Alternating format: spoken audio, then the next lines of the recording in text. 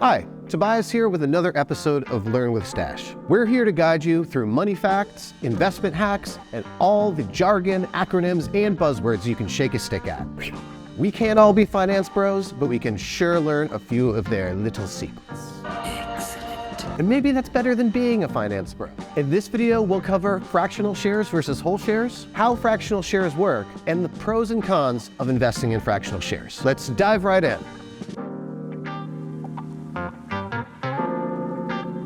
Fractional shares are slices of a whole share. They can be a security like a stock or an exchange-traded fund, or ETF. They can make investing more accessible by allowing you to buy a portion of a share that might otherwise be a little too pricey, because sometimes all you need is a taste and not the whole meal. A financial amuse-bouche, if you will. A whole share is a single unit of a company's stock. An ETF or another investment. Shareholders can sell them for a profit, receive dividends, and vote on important company issues. But whole shares can cost hundreds or even thousands of dollars, leaving it a little out of range for your average investor. Let's say you have a delicious pie, preferably strawberry rhubarb or maybe banana cream. Personally, I enjoy a warm slice of apple pie with a little scoop of vanilla ice cream on the side. But that's besides the point. If you imagine a whole share is a pie, then fractional shares are just slices of that pie. That pie can then be divided into any number of slices according to your appetite. Fractional shares offer many of the benefits of whole shares, but without the unapproachable price. They're not available at every brokerage and may come with some fees and complications. So unfortunately, the sky is not the limit. Until 2019, it was virtually impossible to purchase fractional shares directly from a brokerage. This resulted in a lot of retail investors not having access to higher value securities.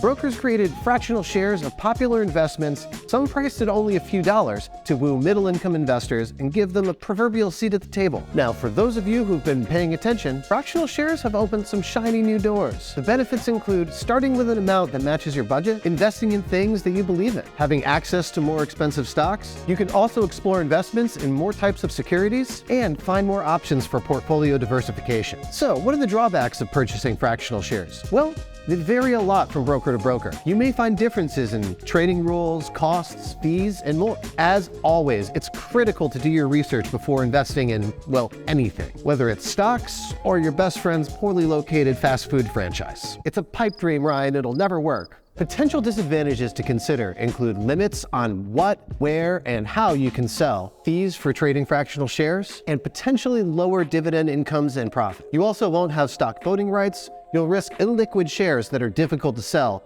and you may have tax consequences when switching brokerages. Illiquid, not non-liquid, illiquid rolls off the tongue.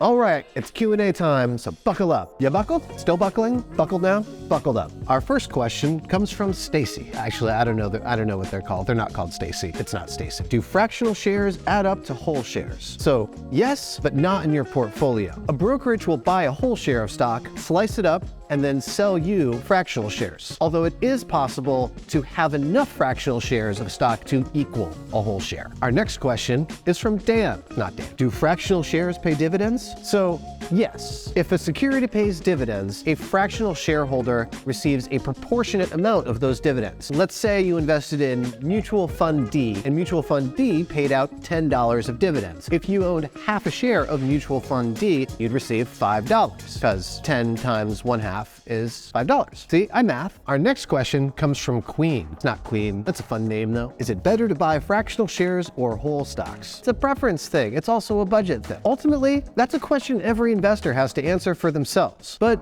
fractional shares might be good for your portfolio if you're new to investing or only have a limited budget to invest without having to spend a ton more money. It's also important to understand your brokerage's rules and costs. There might be some limitations or fees that might tip the scales away from fractional share investing. Our next question comes from Becca. Are ETFs available as fractional shares? Well, sometimes. Each brokerage chooses the securities it will sell as fractional shares. Some offer fractional shares in ETFs. Stash does.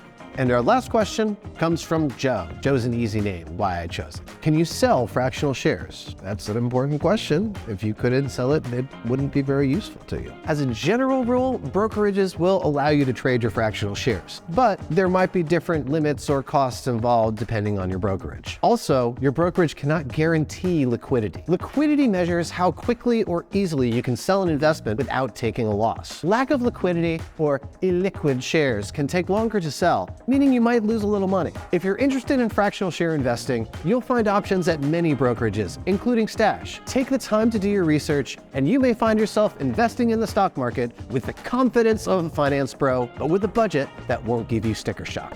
Congratulations, you made it to the end of this video. We hope you learned something about fractional shares and how to start investing in them, whether you want a piece of the pie or the whole dang thing. Pie. They put a pie there, right? It's a pie. Feel free to comment, subscribe, like, all those good YouTube-y things, and we'll see you next time. Thank you, bye. Bye, bye, bye, thank you, bye, bye, thank you for being here. We appreciate your time. We very much appreciate all your things, and your likes and subscribes, and bye.